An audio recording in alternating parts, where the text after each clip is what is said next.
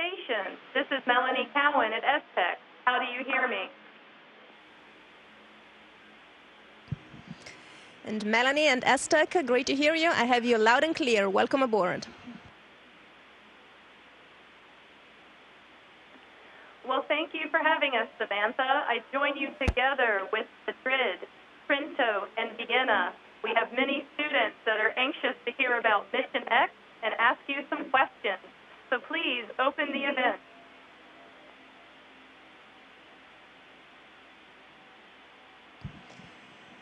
It's wonderful to have you all there in those different locations. And Paxi says hello too, by the way. And before we start, I heard that something wonderful happened today, that Astro Charlie made it to the moon thanks to all the points that you gathered. So congratulations.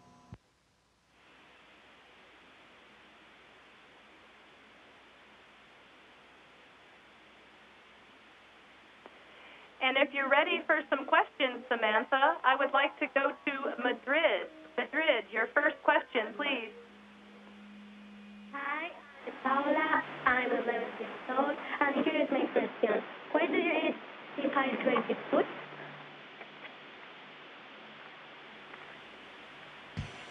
Hello, Paula. You know, it's a way of saving weight and mass when we launch food.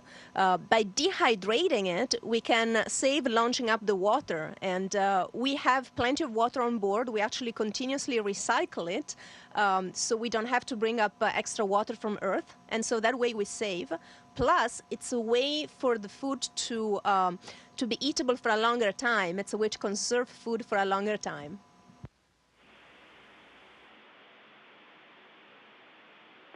Thank you, Samantha. Madrid, your next question.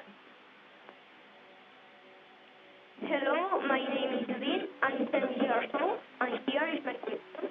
Just in case is there a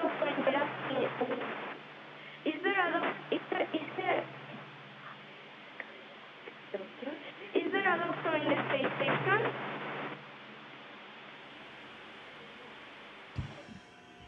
Well, we don't have a doctor on board right now, although sometimes we do, because some astronauts are doctors. However, none of us is a doctor right now. But most of us have a training to be crew medical officers, which doesn't mean that we're doctors, but it means that we are trained to perform some simple medical procedures. And then we are all, of course, trained to react in case of a serious emergency, like somebody's heart stops. We can all administer resuscitation, CPR. And then on console on the ground in the control centers, we have doctors who are either on consoles or on call, and we can always get a hold of them in case we need, so that they can advise on a treatment.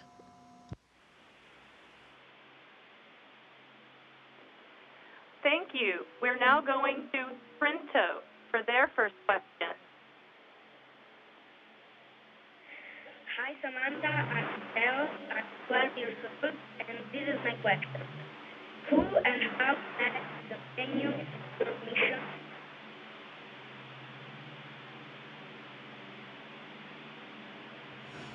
Well, first of all, a special hello to Trento, because it's a city I know very well. I've lived in Trento for a year when I went to school, and I grew up in the region, so a special hello. So the menu of our mission, the main part of our menu is selected and produced at the NASA Food Lab in Houston. However, we also get to bring up a little bit of special food. We call it bonus food, and that is selected by us, by the astronauts, and prepared to our taste.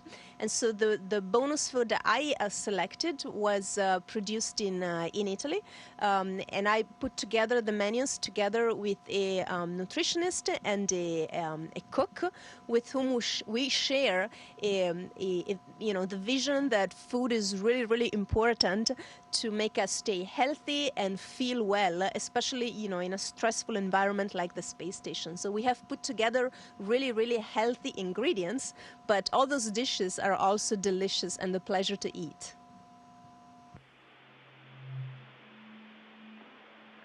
Thank you. And Trento, your second question, please. Hi, my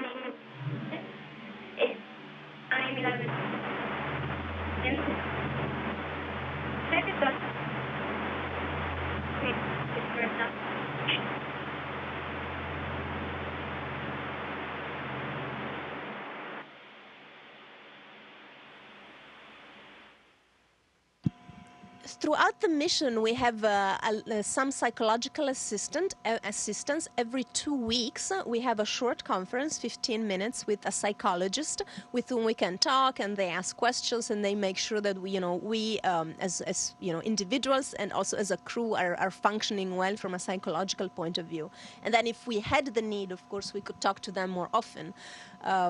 Before the flight, we don't really work or talk to psychologists that much, but we do a training that helps us in terms of team building and learning to work with each other, learning to know and appreciate each other before we come up to space and work for a long time in this confined environment together.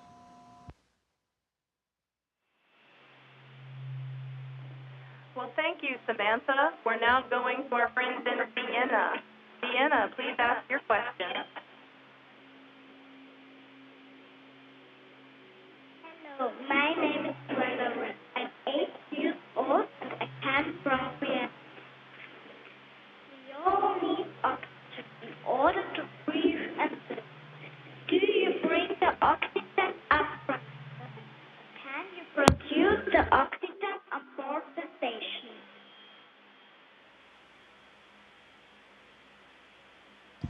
We do a little bit of both. Sometimes cargo ships resupply oxygen. They bring us some more oxygen. However, we also have equipment. The Russian segment has one, and we have one here on the non-Russian part of the space station that can actually produce oxygen by electrolysis of water. They split the water, and those pieces of equipment, they can split the water and separate the hydrogen from the oxygen, and that's how we can make oxygen here on the space station.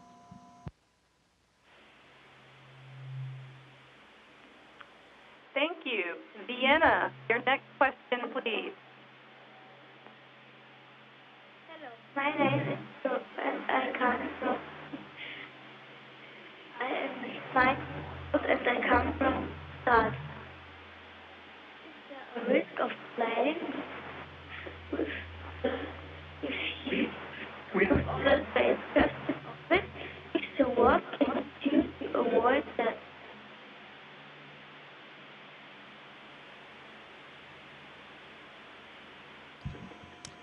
There is always a chance that we can collide with another object on our flight path, but there's a lot of care taken to make sure that does not happen.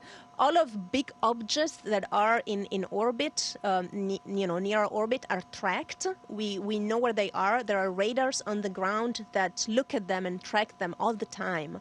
And if there is a risk of collision, if it looks that they will come anywhere close to the space station, we can do what we call a debris avoidance maneuver, which really means that we turn on our engines here on the space station to change our orbit a little bit so we will get out of the way. And we have to do that because we, the space station, can move out of the way, but those objects are usually dead objects. They cannot maneuver, so they will not get out of the way, so we have to move.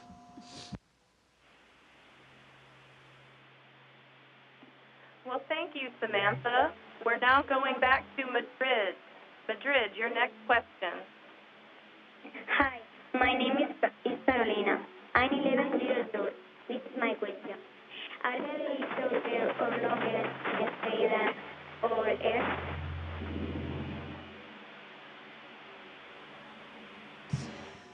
Well, here's the thing. In terms of work on the work and life on the space station, we work on a 24-hour clock, just like we do on Earth. However, it's artificial. We don't really have a day and night cycle of 24 hours like we do on Earth. In fact, we circle the Earth because we go so fast. We circle the Earth once every 90 minutes. So in a way, every Earth day is 15 to 16 days here on ISS. We get 15 to 16 times per day is sunrise and the sunset. But of course, we don't wake up and go to sleep 16 times a day. We work on an artificial, regular 24-hour clock.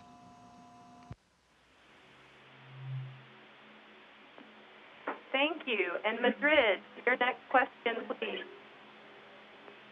Hi, I'm Apuntan. I'm 11 years and my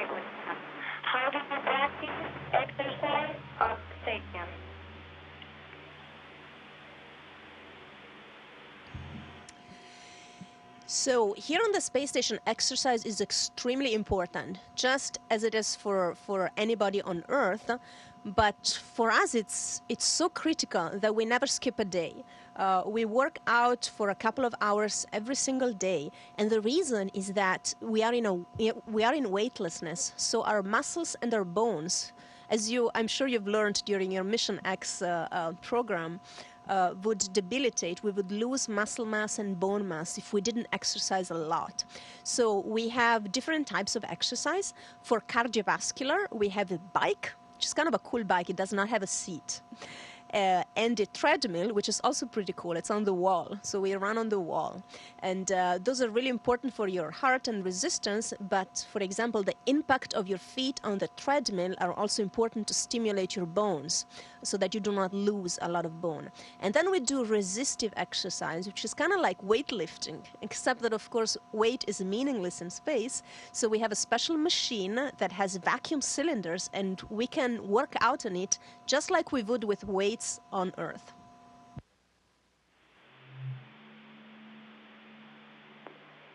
Thank you. We're now going back to Trinto. Trinto, your next question. Hi, my name is Julia. I'm in the next class. Anything within basic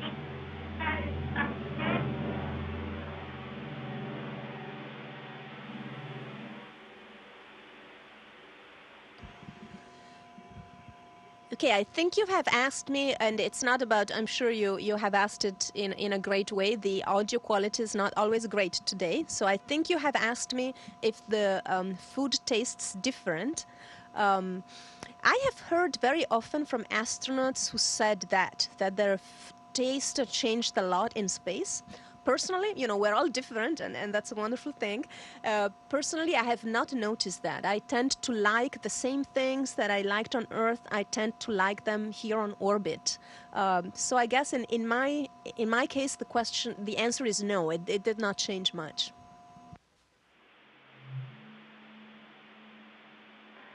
Thank you, Samantha. And indeed, Trinto's audio is struggling today, but we do go back to Trinto for their next question.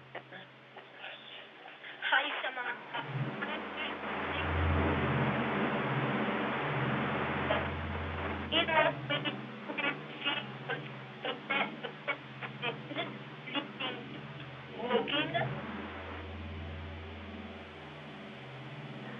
And the question was, Samantha, in what way do your physical processes change?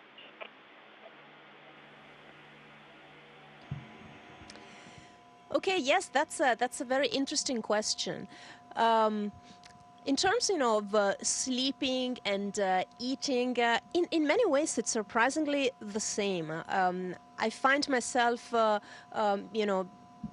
digesting very well up here, sleeping very well. Of course, it's a little bit different in the mechanics of it. Of course, when you sleep, you do not sleep in a bed. We sleep in a sleeping bag, and we kind of like float, or some of us like to tie themselves down. I like to just float in my little cabin, which is my place to sleep. And I kind of like it, not having pressure on my body and just float. Eating, again, in terms of swallowing and digestion, it works just the same. But of course, as we mentioned before, food is different. We have to rehydrate it. It comes out of pouches. We have to take care that it doesn't, float around, or we have a lot of, food getting out of control. And then in terms of working, you have to learn, to set up your workspace, to make sure that you take care not to lose things, everything. You have to Velcro somewhere or use a bungee to restrain it. And at the beginning, it's a little bit difficult because we're not used to it. And so at the beginning, you lose things, and it's hard to keep everything under control. But then with practice, like everything, you learn.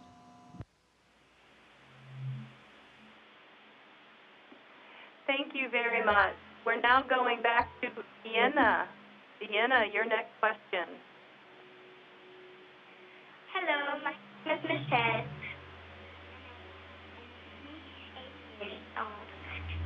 And I come from Sorry, Vienna, but your audio has broken up. The question is from Michelle, who's 8 years old. Did you bring up some music with you to the space station? In your opinion, what music fits best for listening in space? Oh, I brought up a lot of music, and I brought up all kinds of music because I wanted to be ready for any mood and any situation. And I don't know about you, but with for me with music, it's kind of like that. I mean, on a day I will feel like listening to one type of music, on another day to another type of music. We are up here for 6 months. It's a long time. And every day is a little bit different. Your mood changes, what you do changes. This is really our home. So you imagine yourself for 6 months, you probably are going to listen to different types of music. And so it's the same here. Sometimes you want like a quiet music just to relax. Sometimes you want something with a lot of rhythm because, you want to be cheered up. It depends. But I think music is very important for your psychological well-being.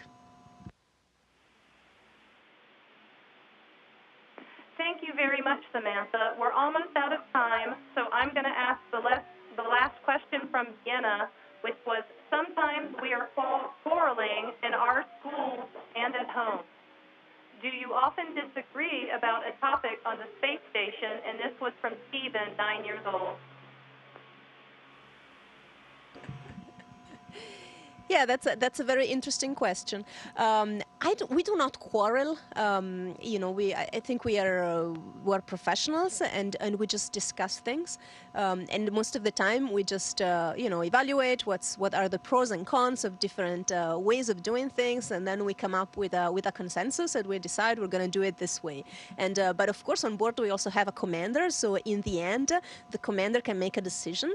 And it's very important when you work in a team to have a good leader and to have good followers. So in the end, if the commander, who is the leader, makes a decision, everybody else is responsible to be a good follower and to embrace that decision and to make it work with everybody and keep on smiling. Well, thank you very much, Samantha. I hear we're almost at the end of our time. So I'd like to thank you for your time and give you the opportunity to say goodbye to Madrid, Trento, and Vienna. Hey, Madrid, Trento, and Vienna. How wonderful, guys, that you have participated in Mission X. I know that you have learned so much. You have worked hard. So I'm incredibly, incredibly proud of you. I think you've learned things that will accompany you throughout your life.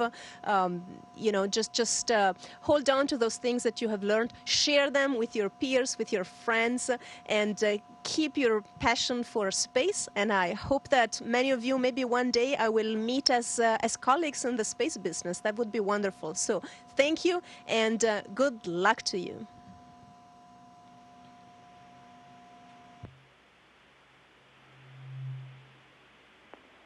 Well, thank you, Samantha. Everyone in the countries are cheering and smiling, and I think you have over 700 happy students today. They've had a wonderful day and will continue Mission X for a lifetime of fitness and good health. Bye, everybody, from Paxi as well.